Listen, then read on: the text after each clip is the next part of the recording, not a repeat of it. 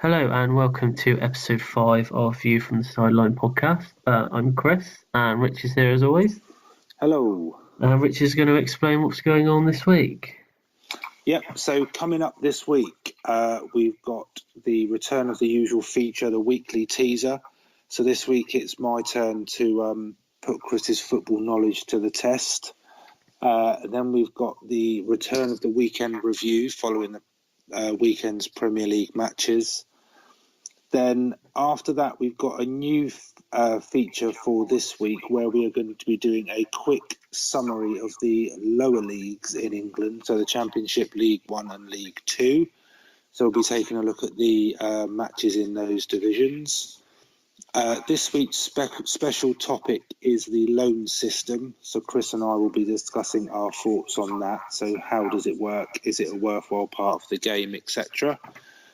Then we've got predictions this week. So they are published on Facebook and on Twitter with Paul, who's our guest predictor this week.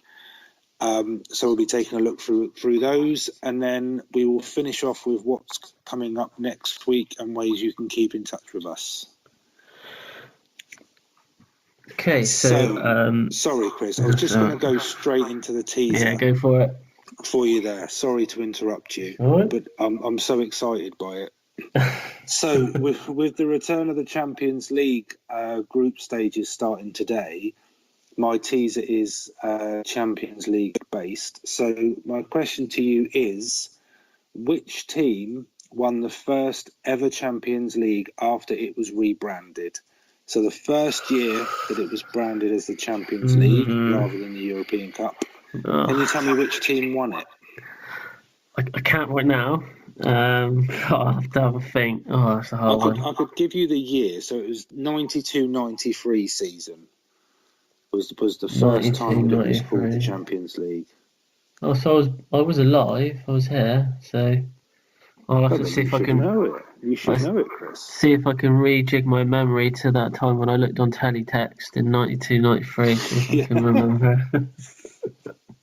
Okay, well, I'll have a think. But I'll leave that one with you, and you can give me your answer at the end. Okay, so we'll go into the weekend review. So this is the review of the games from the Premier League this weekend, and I don't really want to start anywhere else other than Tottenham versus Liverpool. It's probably the biggest game of the weekend, and I'm sure Rich has got a few things to say about Tottenham's performance on this one.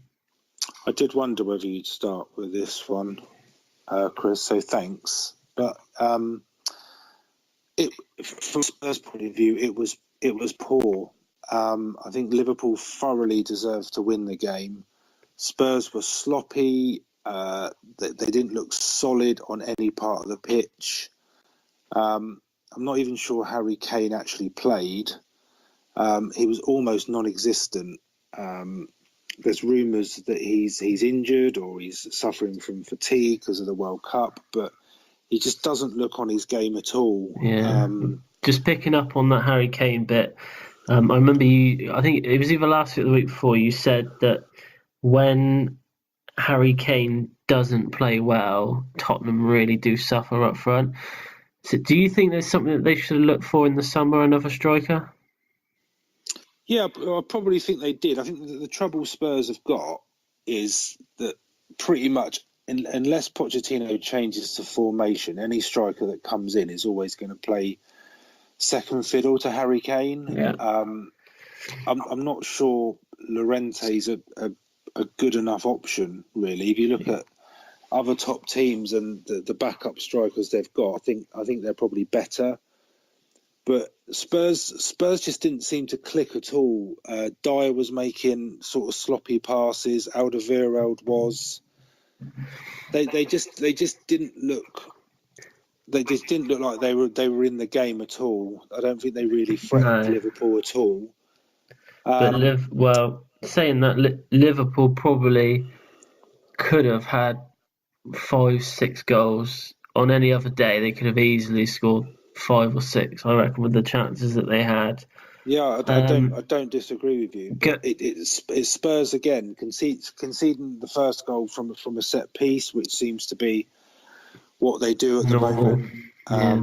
And even sort of if you're clinging to anything as a Spurs fan, it's the penalty decision late on in the game, the last minute when Mane sort of appeared to take Son's foot away from him in the area. But Alan Shearer said on Match of the Day that he thought it was a definite penalty. But I've got to be honest with you, I probably watched it about 6 times before I thought that it even could be a penalty. And I think it would have been harsh on Liverpool. I hate to say it, but it would have been harsh on Liverpool if Spurs had got a penalty and ended up with a point, because Liverpool thoroughly deserved to win that game. Yeah, well, Liverpool 5 out of 5 now, looking strong. Yeah, they're looking good. Good. Yeah, Chelsea got them a couple of weeks' time, so that should be a good game. So, Bournemouth, the Bournemouth-Leicester game, obviously Bournemouth winning this one quite heavily in the end. The Leicester manager, Claude Puel, he gets a lot of criticism from fans about the way he plays. Now, I know they've lost, and rightly so. The fans probably have every right to be angry with him. But do you feel like, because when he was at Southampton as well, do you feel that fans are actually giving him a chance? Probably not. I think he's got a bit of a reputation of playing boring football. Yeah. Which I'm not sure what Leicester fans actually expect. No. I know they won the league, which probably, as strange as it sounds, probably wasn't the best thing to happen to them. Do you think that raised expectations for the fans? Yeah, I do. Yeah. I do. I mean, the year they won it, they played some absolutely amazing football, and they deserved to win it. But they just, I personally find them quite inconsistent. I think they're always a force at home, but I think when they play away, you can never tell. You can never tell with Leicester. They just seem to be one of those teams. They've got some brilliant players. They've got some great individual players. But I can't figure that out. I'm not sure it's the manager's fault though. No. To be honest, he seems to get stick. He towards the end of last season, he was like one of the favourites to get sacked. Yeah. And I think even after the first game this year, like his odds were slashed to be the first manager to get booted. When they lose, he seems to be the one that everyone points. Well, the Leicester fans, they point the finger straight at him. Yeah, but Leicester are mid-table. And to be honest with you, that's probably where they'll finish. And let's be honest, Bournemouth have had a cracking start to the season, so there's no sort of shame in losing to Bournemouth. So it was an entertaining game for the neutral, but Bournemouth sort of blew Leicester early. Yeah. And then I think the two goals at the end probably flattered them a bit. Yeah, I think Bournemouth just let off the gas a little bit towards the end. Did you see Morgan's tackle, the red card, or the second yellow? Which one? I think there was about 2 or 3 tackles. Well, there was 3 tackles. Yeah, well, there's 3 tackles, and he's dived in on all of them. But he's won the ball all 3 times. But listening to other pundits on the TV, they were all they didn't really agree on whether it was or whether it wasn't, but I thought he was quite unlucky. Sometimes though, it's not about whether you win the ball. I'd probably say that he's got. It's a yellow card offence. The fact that he's already on yellow means he's got to go. He should have known better not to be diving in. They were 3-0 down at that point. Were they? Or was it 4? I think they were 3 or 4. I think it might have been 4 actually. Yes. Some of it's probably born from frustration. But to be honest, it wasn't going to matter. But he can't have too many complaints with that. To be honest. Okay. Well, the next game is the Chelsea Cardiff game. For me, probably the best I've seen Chelsea play this season, even though they did concede a goal early on, but I thought that they fought back really. I bet you were worried a bit when Cardiff scored and Chelsea were 1-0 down. Not really. I don't think I was that worried. I thought it was always a game that we were going to win. But Hazard again scoring a hat trick. He's Really the good goal. difference. He, without a doubt, he's the difference for Chelsea. Yeah. And I know we've said it many times before, but I think that's getting him to stay and not leaving the summer is a massive boost for Chelsea. It was the best business we did. Yeah, absolutely. The thing that worries me, Chris, with Chelsea when I watch them, and I'd like to get your thoughts on it, is I still don't fully trust their defence. I know David Luiz was sort of out in the cold a bit with Conte, and he's come back, but he's not the most solid of centre backs. He's not really. No, I think there's always been a question on whether he is better at centre back or whether he's better sitting in front of the defence. But I think he's better sat in front. I think he's a bit almost dodgy. To be honest, he's not your out and out. He's no John Terry. Well, he's actually done quite well this season so far. After last season, where he was kind of like casted out of the team a little bit, Conte wasn't too keen on him. He's a good footballer. I'm just not sure he's a centre half. And I like Rudiger as well. I think Rudiger, is finally come out of his shell this season. I think with maybe the formation change, having 4 at the back might have helped him a little bit. But it'd just be interesting to see when you play someone that's probably going to we've got going to give your defence a bit of a test. We've got West Ham next week and then Liverpool week after, so that'll be the big test for us. Game will be a test, but you never know. West Ham might pick it up. And also, just one last thing on that game, I thought playing Giroud up front to start with, I think it works better than Morata. I think Giroud, he looks for passes for other players, whereas I think Morata sometimes is a bit selfish and tries to take on too many players. But yeah, I like Giroud. One thing I noticed about that game, Chris, and this is going to sound a bit off the cuff and a bit left field, but it's something that bothers me a little bit with football. What is the purpose of the corner quadrant for taking a corner? Why is it even there? Is this to do with one of the? There was one that was so. He was literally outside of the. I did see that. It was unreal. But if you ever watch, just on a side note, maybe it's a topic we can pick up one week. Literally every corner you ever see taken, the ball is not in the quadrant. And there's a linesman, assistant referee, whatever you want to call stood right there. Stood 2 yards away. Is it literally like just a millimetre of the ball has to be on the line? Anyway, I'm glad you said that, because there was one in the Chelsea game. Yeah. He may as well have put it on the edge of the area. He might. Yeah, he might. It was that far out of the quadrant. Okay, so Crazy. we'll briefly go on the Huddersfield Palace game. Not really too much to take from this, other than Huddersfield did create a lot of chances, but just couldn't seem to actually get more than the one goal that they actually scored.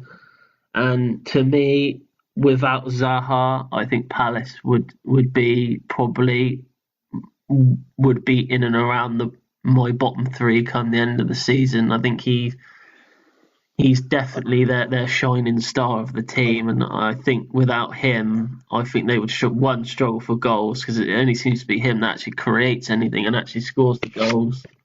I don't disagree with you. It's pretty much Zaha plays, Zaha scores, Palace win. Yeah. But the interesting thing for me out of that game was his comments after. I don't know if you saw. I saw this was to do with an incident in the game where he was fouled, and then he took it into his own hands, kind of with the tackle than he made, but he was saying that he wants more. He should get more protection. Yeah. So he gets fouled. There's no doubt it's a foul. Yeah. So he's frustrated. He then, when Huddersfield are on the attack, he takes one of the Huddersfield players out, and it's purely out of frustration. Yeah.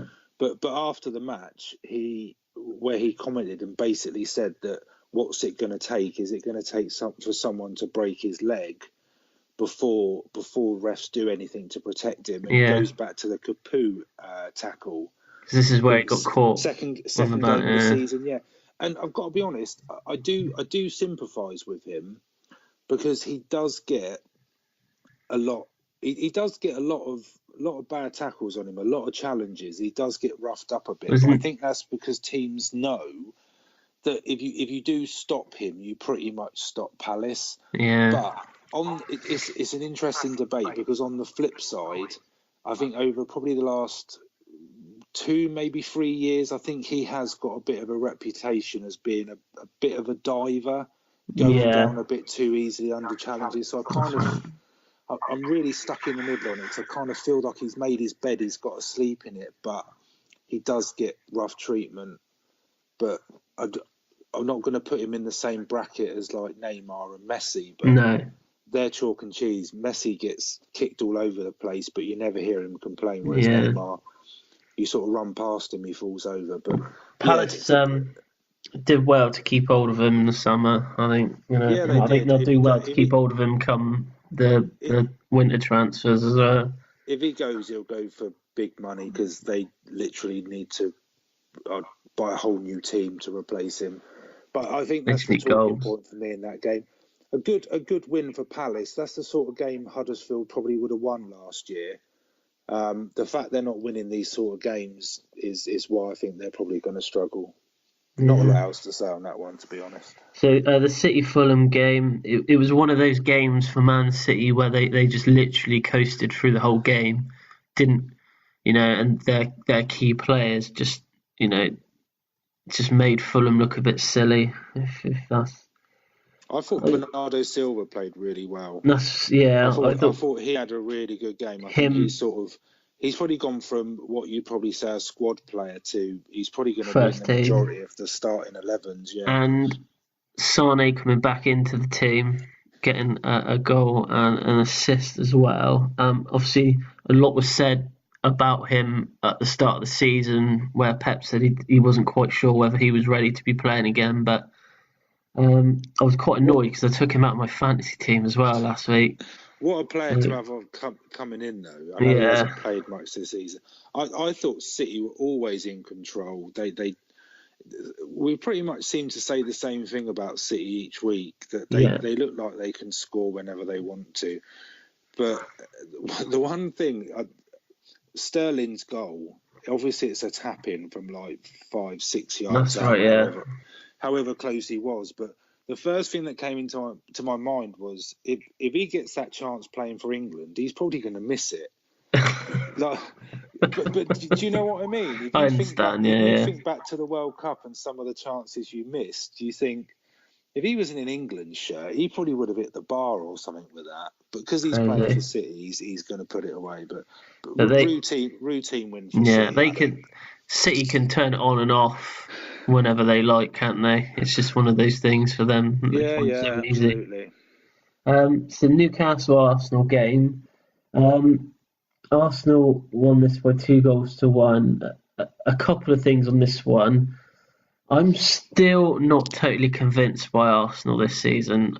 They've got Aubameyang and Lacazette up front, but neither of them seem to be able to score.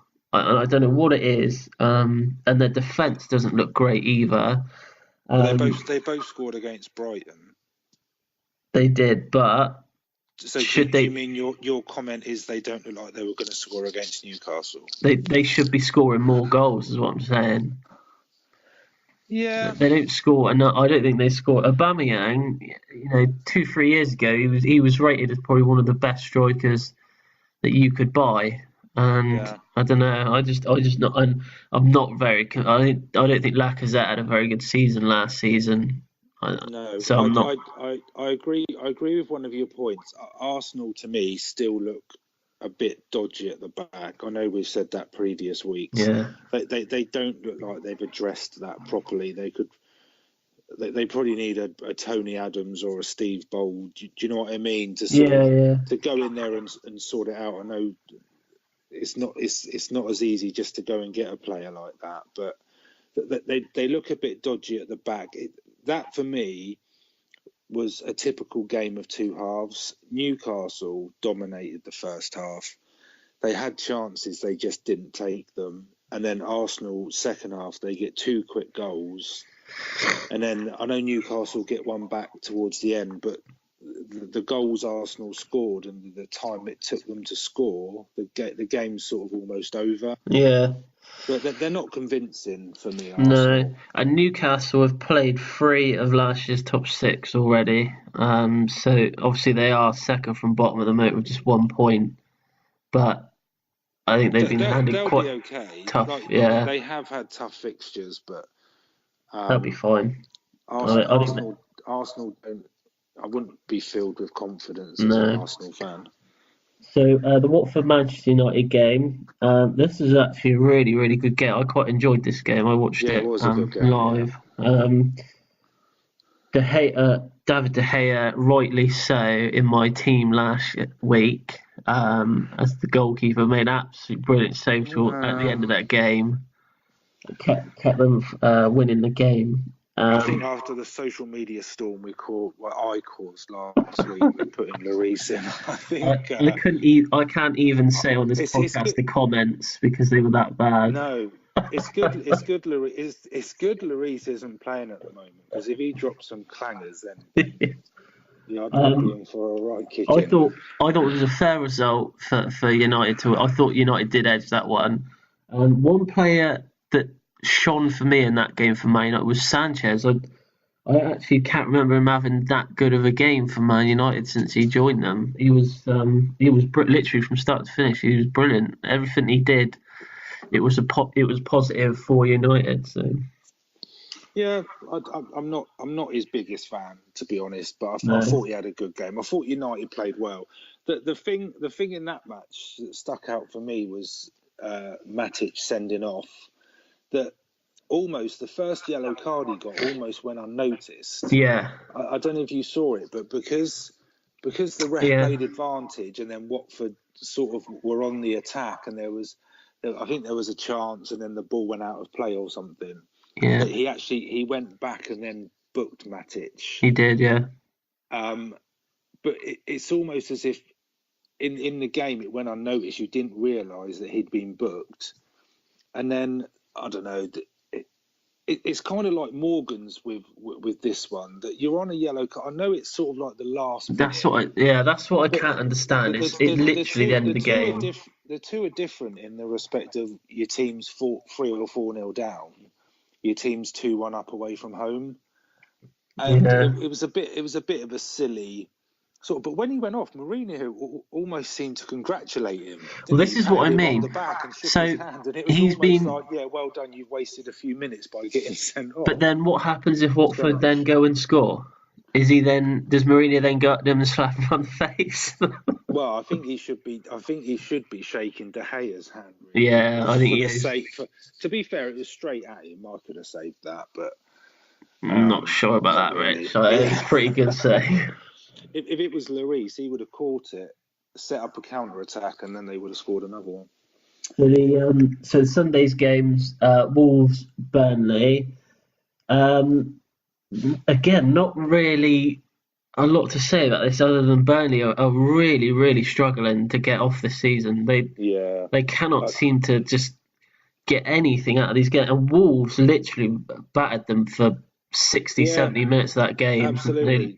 Joe Hart kept Burnley in the game, especially in the first half. I thought he had a really good game in the first half, almost back to his best. Watching it, I thought Wolves were always going to break them down at some point. Yeah. They always looked like they were going to get the first goal. And in the second half, it wasn't Hart that was sort of keeping the scoreline down. It was Wolves just missing chance after chance after chance. They could have scored probably 4 or 5 goals just in that second half alone. Yeah, Burnley can't use the Europa League sort of not anymore Thursday, Sunday anymore. Yeah, but they're struggling, which surprises me. I like Burnley. Do you think because they were in the Europa League at the start and they went out of the Europa League, they're just a bit demotivated at the moment? Possibly. But I mean, it's the first time they've been in Europe for a long, long time, and yeah, I don't know. I'm not for a team like Burnley. I'm still not sure the Europa League's a good thing for them anyway, because it can affect their form. It's different for the bigger sides that have got the bigger squads and they've got a lot of talent on the bench. But I think it's a bit, not that Burnley haven't, but it's a sort of a different calibre of player. No, a good win for Wolves anyway. Yeah, 1-0. They've started off really well actually. But I thought out of the teams that came out, they would probably cope the best, purely because obviously the money that they had and got a lot of money behind them. Yeah. So the Everton West Ham game, I would probably say a bit of a surprise result for this one. I was quite shocked when I seen they were obviously 3-1 up. I was quite shocked by that, but I don't know what you thought. Yeah. Do you think that's an upset? Do you think West Ham going to Everton and winning is an upset? I don't think it is. On form, yes, but maybe not on. If you looked at it the last couple of times we played each other. Everton sort of started off really well, I thought, in the season, but I think they've sort of slowed down a bit lately. I mean, West Ham have started off terrible. Not. I don't think they had a point up until Sunday. No, they didn't. I think with Everton, it's like 1 win in 5. But yeah, it's not great. If you compare West Ham to Wolves last week at home, when we spoke about how the players just didn't look that interested. No. They seem to care in this game. I know he changed the midfield a bit, and he put the 3 players in midfield who seem to. I think is it Declan Rice they had in there? Yeah, Rice is one of them. Yeah, he looks a really good player, and he seemed to make a difference for them. But yeah. the third goal is almost what I would expect from West Ham and the players they've bought. That was the build up to it as well, wasn't it? Yeah, that was quite good. Goal. It was a good goal. Arnautovic, he is their star player. I think they're going to need to keep him fit to stand any chance staying up. I did put Yarmolenko in my dream team, which I'm quite happy about. What, last week? Or you had him since the start? No, to be honest, he's in it anyway. But I'm going to live off the glory that although he hasn't really played yet, he now scored 2 goals. So. Well, good win for West Ham. Yeah, absolutely. Yeah, well deserved. I suppose you could call it. Do they call it a local derby? Southampton-Brighton. Is it a derby? No, Brighton's derby's more Palace, I think. Well, I guess the only derby's it's maybe Bournemouth, the closest thing Saints have got. So the Monday kickoff, the Monday game was Saints versus Brighton. It was actually a very good game as well. But for Southampton to blow a 2-goal lead, that's not going to go down well. What is it with Brighton at the moment? Giving teams a 2-goal lead, then deciding to play and come back. That's 2 weeks in a row. True, yeah. So I guess the talking point that the 2 penalties, I thought that the Saints penalty, the foul on Ings was a Stonewall penalty. I don't think there's much debate about that. But there's been some debate about the Brighton penalty late on, and my view on that is that whether you think it's a penalty or not, what Ward-Prowse has done by making that challenge is he's made the ref make a decision. Yeah. Because the ref's in a really good position to see it.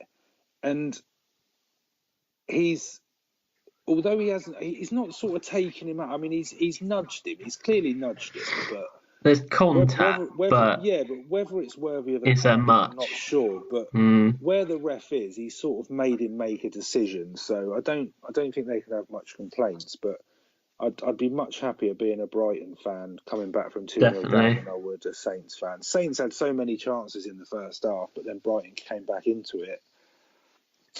It's a game that Southampton, come the end of the season, I know we're only at the start, but it could be one of those results that they look back on and think, well, if we would have held on. Danny Ings looks good. I know he got a penalty, but I have to hold my hands up about this one as well, because I did say at the start of the season that signing Ings would not help them in any way, but he has scored a few goals now. So. Yeah, he'll do well for them, but I think it might be another season where Saints struggle, to be honest. Okay, that was the weekend review. So now we are going to move on to something a bit new. So we are going to do a quick summary of the lower leagues, so the EFL League, so the Championship League 1 and League 2. I believe Rich is going to kick us off with the Championship. Yeah, so what's been going on in the Championship? So we'll take a look at just the teams at the top, teams at the bottom, how they got on at the weekend. So 7 games in, Leeds remain top of the league. They got a 1-1 draw away at Millwall at the weekend with an 89th minute equaliser. So, like I say, still unbeaten. So a point's a point. The late goal preserves their unbeaten record. Brentford moved up to second with their second win in 2 weeks. They got a 2-0 home win against Wigan. Bristol City are in third with their 4th straight wins. So Bristol City in a bit of good form at the moment. They got a 1-0 win over Sheffield United. And at the bottom, Ipswich are rooted to the bottom. No win in 5 now for Ipswich after a 2-0 defeat at Hull. So not going very well for them. Preston are second bottom, also with no wins in 5. I think that if you look at the form of the bottom 4 or 5 in the Championship, in the last 5 games, there's only been 2 wins across the 5 teams. so they're all in pretty poor form. But yeah, so Preston's second bottom, but they lost at home to Reading 3-2, which pushed Reading up to 22nd. So that was Reading are just above. That was a basement battle already. So yeah, not going great for Ipswich, Preston, and Reading. Although Reading did get the win at the weekend. But it looks tight in the Championship. You've got the usual suspects there, your Stokes and your Swanseas and your West Broms that came down. Derby are looking okay, but Leeds look good. Leeds are a team I'd like to see go back up. So if their form continues, could have some good games next year. So moving down to League 1, so Portsmouth are top after a 2-1 win against second place Peterborough. So Pompey are now unbeaten in their last 5 matches. They're doing really well. The defeat for Peterborough was their first in 5 games. So it's good to have a game of sort of 2 teams like that, first and second in the league, both in good form so early in the season. So Barnsley are third, despite a 1-0 defeat away at Coventry. Barnsley started the season really well. Sunderland, who are my tip to win League 1 this year, they're in 4th after their first defeat in 5 games came against Burton. So that was one of our prediction games where none of us got the result right. We all went for a Sunderland I went for a Sunderland win. Yeah, but they ended up losing. Plymouth are bottom after a 1-0 defeat at home to Blackpool. So that's 3rd defeat in their last 4 games for Plymouth. So they're not doing too well at the moment. Oxford are second to bottom, but picked up a point away at Wickham. Bristol Rovers and Bradford are the other 2 teams that make up the relegation places.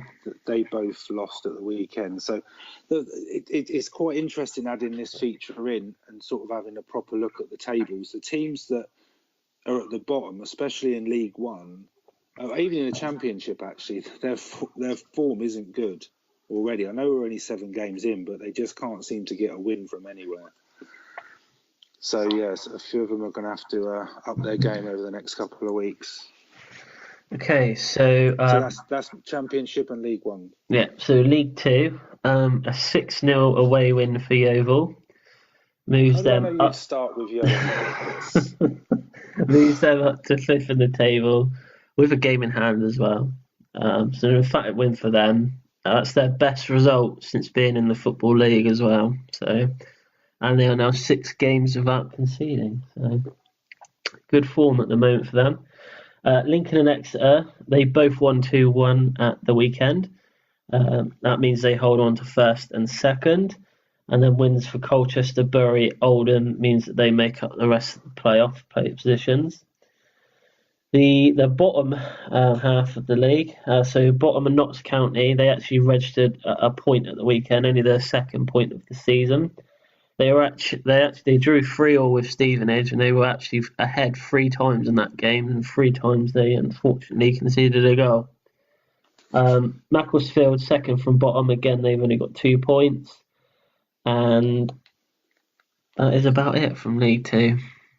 It's only 2 teams go down. So, but yeah, good win for Yeovil. I just wanted to get that in there. And they kept 11 men on the pitch, I believe. Few of the listeners which is good for Yeovil. Now, Rich says this because he's got this theory that Yeovil get a lot of players sent off. But it's not a theory, Chris. I think it was that one time you messaged me that they had like 2 or 3 players sent off in one game, but that's still a lot.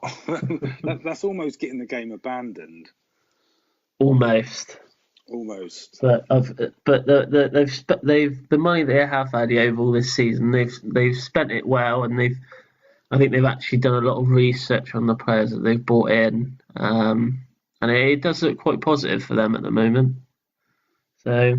They are always sort of favourites to go down. So the fact they're sort of in the playoff positions is... they weren't really favourites to go down. If anyone doesn't know, Chris is a Yeovil fan amongst being a Chelsea fan and many other teams from around the world. Especially in the A-League. Right, we'll get on to the A-League on it. That's a whole different conversation. What is your A-League team, just so we know? Perth Glory. Perth Glory. Yeah. There we go. There you go. So, that was the summary of the lower leagues. We put that in there because we've had a few people suggesting that we shouldn't just concentrate on the Premier League. And I think it's fair to say that we probably should cover all the football across England. So, so that will be a feature that will be staying. So, yeah, I hope you enjoyed that. All right, Chris. Yeah, so Rich is going to explain the special topic. Yeah, so this week, a topic that was suggested by one of the listeners, and it's about the loan system. So, just to give a bit of a summary, I don't know if you've done this, Chris, but it's probably good just to give the actual definition of what a loan is. Yeah. As per the Premier League handbook. I don't know if you've ever seen this document. I want to know how you got hold of a Premier League handbook. Well, I can't tell you that. I can't reveal my sources. But what I will tell you is a 616-page document. So if you've got a couple of days spare where you want to read it, then go ahead. But so Section 3, subsection 3.5 of the Premier League handbook states the temporary transfer of a player's registration. So, for a governing body endorsement, loans are defined as temporary transfers which do not extend beyond the end of the season in which the registration is temporarily transferred. Loans are only permissible within the player's current period of approval and should not be used to avoid making extension or change of employment application. So that's the official line. But Wow. I think what it's basically saying is you can loan players, but you can only do it for a period of one season as a maximum. Right. But that's the official line on it. Okay. Well, I've got a few things that obviously I've had a look into it a bit deeper. I am all for clubs loaning out players. I think that there should be an agreement that if you loan a player to a club... Can I just interrupt you there, Chris? Do you have that opinion? Because Chelsea currently have... Do you know how many players Chelsea have out? I've got the stats here. How many is it? Well, I've got 40 that they've got out on loan this season. 40 players. 40 players. I can actually tell you that Don't they've tell got... us all of them. So they've got players playing the Premier League, Championship, League One, League Two, La Liga, the Spanish Second Division, Dutch First and Second Division, Germany, France, and Italy First Divisions, Brazil, Serbia, and Scotland. Okay. So, but I think there should be an agreement that they should play a certain amount of games if they go out on loan. because there's no point in loaning out a player if he's not going to get any experience at that club. I've got an example for you. Okay. This is a Chelsea player that went out on loan last season called Lewis Baker. He went out on loan to Middlesbrough last season and he played 10 games. And from January, he didn't get in the squad at all. So from January to May last season, he didn't even get in the starting lineup or the subs. Now, what good is that to a young player? But this is where I have a bit of a problem with the loan system, right? Because I've been racking my brain trying to think whether it's something that benefits the club, the player, or both, or even neither. So to use that as an example, do you really think, as a Chelsea fan, do you really think that lad is ever going to get in the Chelsea first team? Well, the reason I chose Lewis Baker was because I've seen him play a few times when he's played for the under-21s, and I know that he is one of the players that I think that will, out of the 40, will likely to make it into the actual first team. So I think so. Did Loftus-Cheek come through Chelsea's academy? Yes, so he is okay. A kind of player. So we're talking about a player who's come through Chelsea's academy, a good, solid English player, went out on loan last year.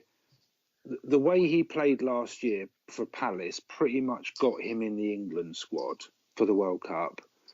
He goes to the World Cup, does himself justice. I mean, he doesn't set the tournament on fire or anything, but when he plays, he has a solid game. Yet he's come back to Chelsea and he's not playing.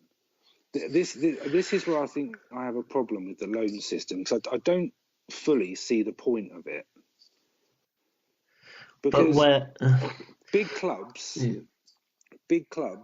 I may be wrong, but big clubs will go abroad and they will buy well-known, established players that are going to come in and hit the ground running, because teams don't have 6 or 7 games to bed players in case results don't go their way. So another example. So if you look at, I think Villa played last night. They won 2-0. So the goal scorers for Villa were Tammy Abraham on loan from Chelsea, right? Yeah. And Yannick Bolasie on loan from Everton. So do you really think, as a Chelsea fan, do you really think Tammy Abraham is ever going to get in the Chelsea first 11? Is he going to get in ahead of Giroud, ahead of Morata? Not at this point in time, no. Okay, but because he went to Swansea last year, and I don't think he fulfilled his potential. He didn't know. I think that was the problem for him. But I think he'll do well in the Championship. But again, where I struggle with it is if I'm looking at Chelsea, I would expect Chelsea to go out and spend 50, 60, 70 million on another striker rather than Tammy Abraham playing in the next 3 or 4 years. Correct. So why don't I know it's easier said than why don't they just sell him? Yeah, well, I don't think they want to sell him yet, just because if he does fulfil his potential this season, then maybe he can become a squad player. Because last season, out of the 38 players that were on, without being cynical, is there not something that says if he fulfills his potential, they'll get more money for him? Well, yeah, maybe that is true. You're right. Yeah, you probably are right. You know, but I struggle to find some players. I know, being a Spurs fan, you're probably going to say it's a bit biased. Harry Kane, so he went on loan to a number of clubs. So Millwall, I think he was at Leyton Orient, Leicester, and a few other teams. But I guess the question is that experience what has made Harry Kane the player he is today? Or, I mean, it's probably contributed to it, but I think Tim Sherwood takes a lot of credit for taking a chance on him and putting him in the team. Well, I don't think you're probably right that probably he probably most of the experience he got, the good experience, was probably him being picked for Tottenham, not necessarily for playing for Millwall, playing for Leighton Orient, playing for Leicester. Yeah, the one current loan, I'm not sure if it happened this summer, but Callum Chambers going to Fulham. Yeah. So I think Chambers is a good prospect. I think he's a good defender. I think he probably learned his trade at Saints like a lot of young English players do, and then got the move to Arsenal. He's one where I would probably say he's not quite ready yet. So going out and playing for Fulham is probably a good thing for him. At least he's at a Premier League club, unlike Tammy Abraham, who they've loaned to the Championship. Yeah, but if you Google anything to do with the loan system, like you say, Chelsea having 40 odd players out on loan, that's all you see, and I think that's what gives me that opinion. So because realistically, how many of those 40 players that Chelsea have got out on loan are actually ever going to play for the first? Well, this is it. So last season, 38 players went out on loan for Chelsea. One of them being Loftus-Cheek. He's the only one that's part of the first team squad.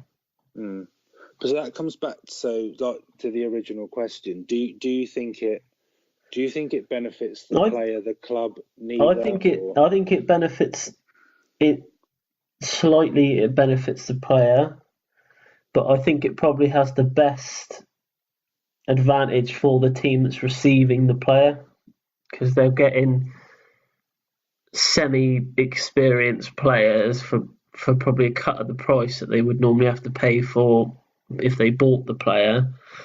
And for a player that might not see a future at, say, for example, Chelsea, do you think it sets the player up well in the future for playing in lower leagues? No, not really. I'll be honest, the more I think about this, the more I'm against the loan system, because even the club getting the player.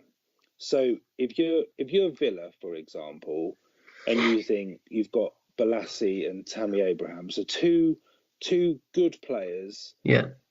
They've played in the Premier League. They're probably, if we're going to sort of rate Championship players, they're probably two of the better players in that league. There's some great players in that league. But what happens at the end of the season? So what happens if Villa get promoted and Abraham and Balassi have had a brilliant season and they're sort of pivotal in the fact that Villa have got promoted? Are Villa going to buy them? Probably not.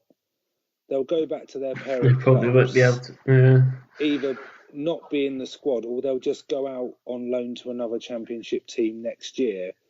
So I struggle to see where the benefit is.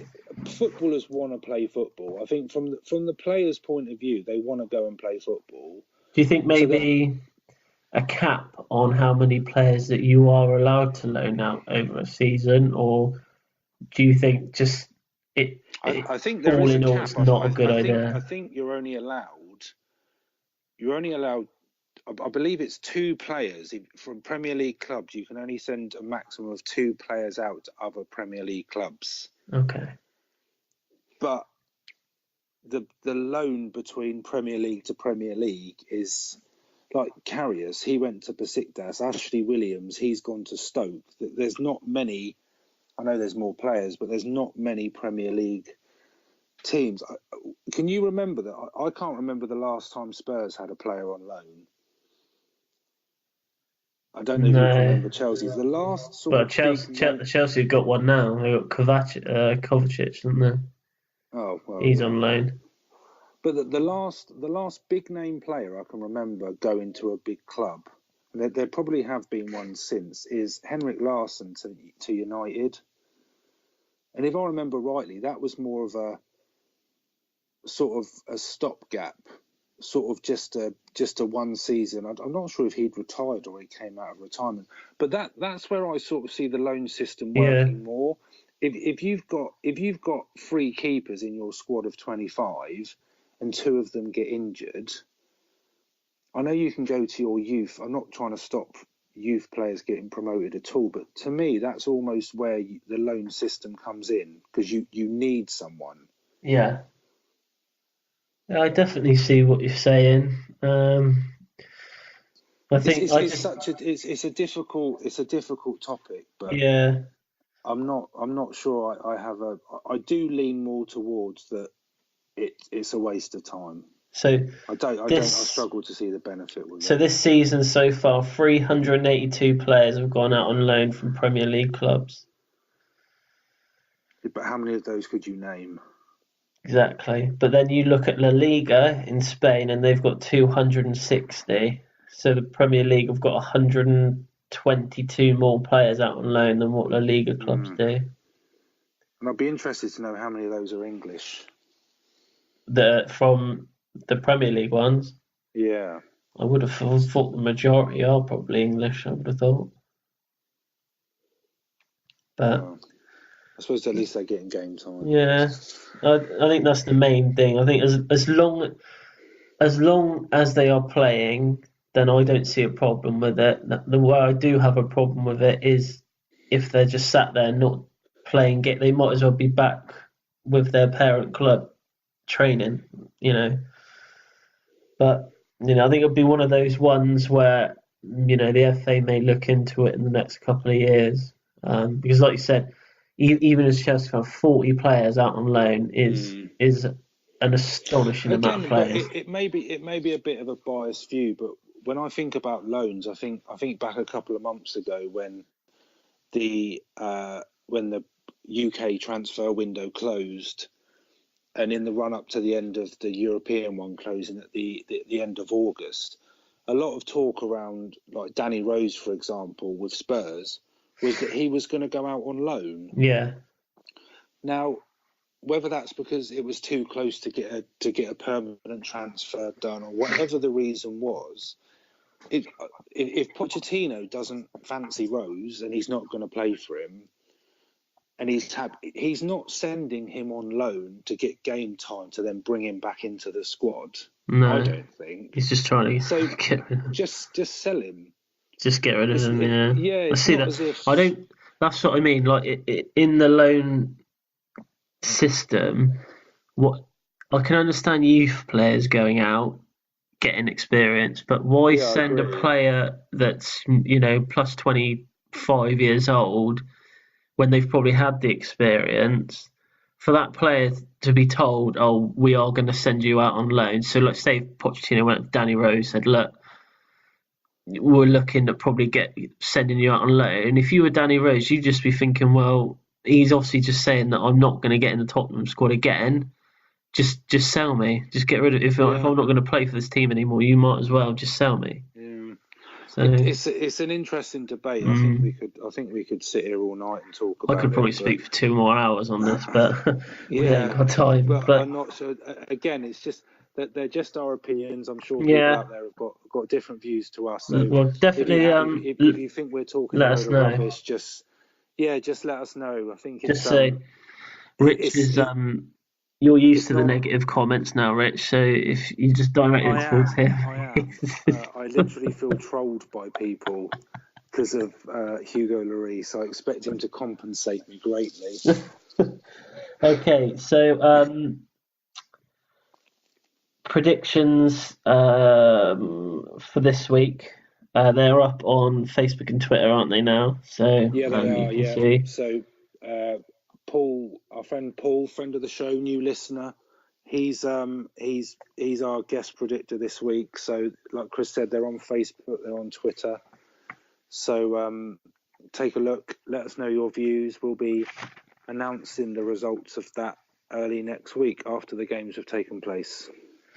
So this week, so we've got Paul doing it this week, and then the results from last week are also online, where Greg took part, and I believe Rich, you won again that week, didn't you? I did, and I'm contemplating donating the trophy that I will win at the end to Spurs so they can put it in their new trophy cabinet. They're going to need it.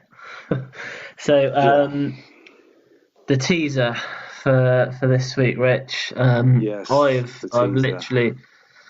I've been trying to think back. I have no idea. To be honest with you, it's probably not even one of the big clubs anymore. But just because I know that they were really good in the 90s, I'm just going to say Ajax. I know that they were good. Nearly. Wrong country. It was Marseille. Marseille won the first ever Champions League. Because I was thinking that it wouldn't be Madrid or anyone like that, because I thought he wouldn't ask me if it was that. So I thought you were going to go AC Milan because they were in their sort of prime back then. But an interesting story behind that is Marseille were kicked out of it the year after because their owner, president, whichever position he held, was done for match fixing. So they didn't get to defend it. They didn't get to defend the trophy. But yeah, Marseille won the first ever Champions League. Well, congratulations to Marseille. Yes, I don't think they've won it. We're still 0 of 5 in our teasers. The problem is now that we're trying to make them harder for each other, so the other person doesn't be the first one to get it. So,